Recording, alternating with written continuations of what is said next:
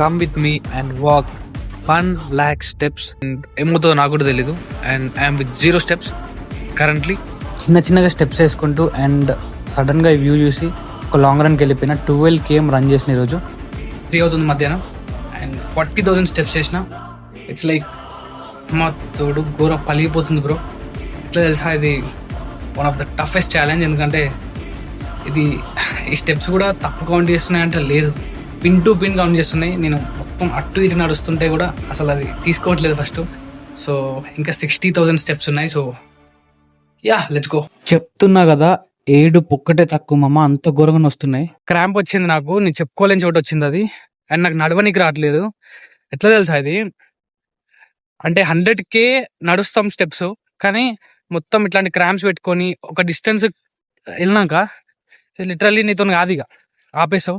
కింద మీద పడి 60,000 కూడా కంప్లీట్ చేసుకున్నా బ్రో. సో ఇంకా నడవగలను. 10 km 20 km 30 km ఎంతైనా నడవగలను. బట్ అది నన్ను నడవనివ్వట్లేదు. ఓకేనా? సో అది మ్యాటర్. ప్రస్తుతానికైతే ఈ రోజుకైతే ఇంతే. సో డిసప్పాయింటెడ్ ఏం లేదు, ఎందుకంటే ట్రై చేసినాం, గివ్ అప్ అయితే ఇవ్వలేదు.